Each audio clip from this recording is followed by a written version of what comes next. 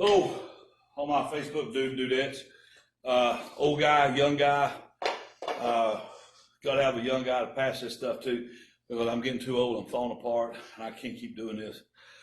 It's getting tough, man. Anyways, because I'm getting old.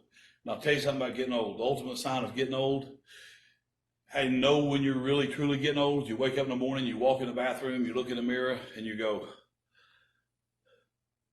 Dad? You know you're getting old. So anyways, Filipino martial arts, we train with a rattan stick. The reason we train with a rattan stick is because it's safer. It represents a blade. So in the Western side of things, think of a machete type of a blade. But just think of an edged weapon. So when I train, when we hit sticks, boom, we're hitting sticks and it's for safety. So we don't really use live blades. So also, when he strikes at me, my target is not, in reality, his stick. But in reality, when he strikes at me, I'm attacking his hand. Okay? That's where I'm attacking, is his hand. So when he attacks me, everything is preceded by that attack to the hand. Every single thing that he does. So whether it be a double, or whether it be single stick, same thing applies depending on his proximity. If we're farther away and he throws, say, number one strike at me, then I'm just going to attack his hand. It could be his arm. It could be his elbow. If I'm close range, he comes at me with a number two. Then I'm going to attack his head. Bam. We'll bounce there. Anyways, so you're attacking based on that range. But whatever his threat is that he delivers to me, that's what I'm attacking. I'm attacking his delivery system, or the process that he uses to deliver the threat. So it works the same way with a single stick. And everything you see is based off of that. If he throws a strike, bam, there's my attack, strip, boom, there's my follow-up. So everything works that way. With a knife, depending on the person's training and their ability with a knife, depending on how much time they've used it, their mileage may vary. But it's not like what you see in a lot of traditional schools where people do X-chop blocks. They twist knives out of people's hands and send them flying across the room. This high-speed, low-drag, Teflon-coated ninja stuff. But we don't teach to grip the knife this way. Rather, I teach to take the thumb to index the spine of the blade to add stability and strength to that. Because it's possible enough, I can still get the cut, but it's possible for that blade to get taken away, driven out of my hand because of that grip. So I'm going to index the blade, so when I cut, see my thumb, index that blade, okay? Now, whatever he feeds me, that's what I'm going after. So think about people grabbing a knife and blocking a knife and twisting it out and all these cool techniques. But think about somebody using their hips and their legs to work a knife, to drive it. It's a little bit different of a scenario with a knife. As we said before, if he grabs my wrist, I'm just going to turn that knife right back onto him. I'm going to cut. He grabs, I'm just going to cut. See what I'm doing? Cut.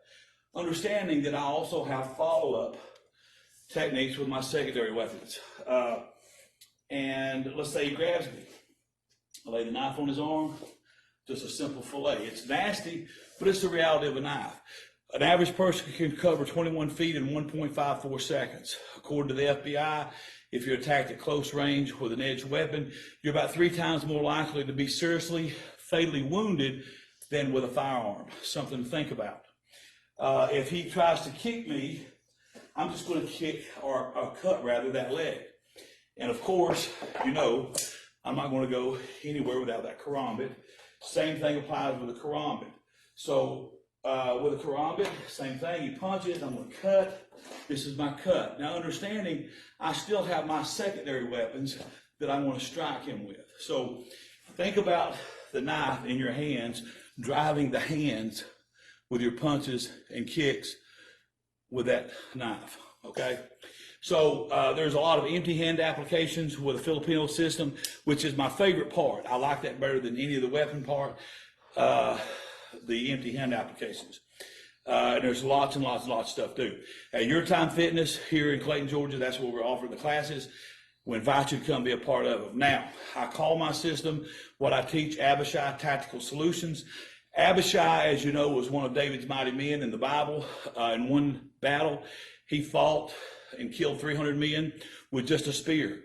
He killed a giant one time in the Bible. It talks about, and all these great things. He was kind of like a biblical Rambo, man. He's a bad dude.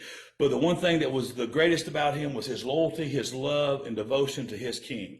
Now, I call my system Abishai Tactical Solutions because what I teach is a warrior art, but my loyalty, my passion, and my love is to my king. And my king has a name also. His name is Jesus. So that's why I end all my videos the way that I do, okay? So I want to invite you or challenge you. Let's just say it's a challenge.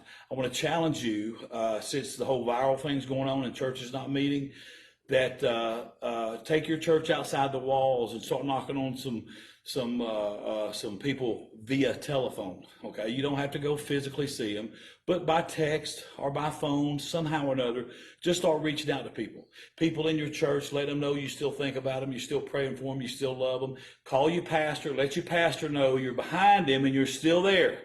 And just because you don't go to church, tithe, support your local church. Okay, keep those doors open and keep the power bill paid. Amen. You got to do that. You have a church to go back to, and all this is over. So anyways, with that said and done, Kendall Woodard, as always, thank you. He's one of my next black belts. I'm about to turn this business, this craziness over to him and let him have it. Like I say, I'm getting too old and broke down for it. So pray for me. And remember, as we always end every single video, remember this, remember this, remember. You listening? You listening? You're the apple of God's eye.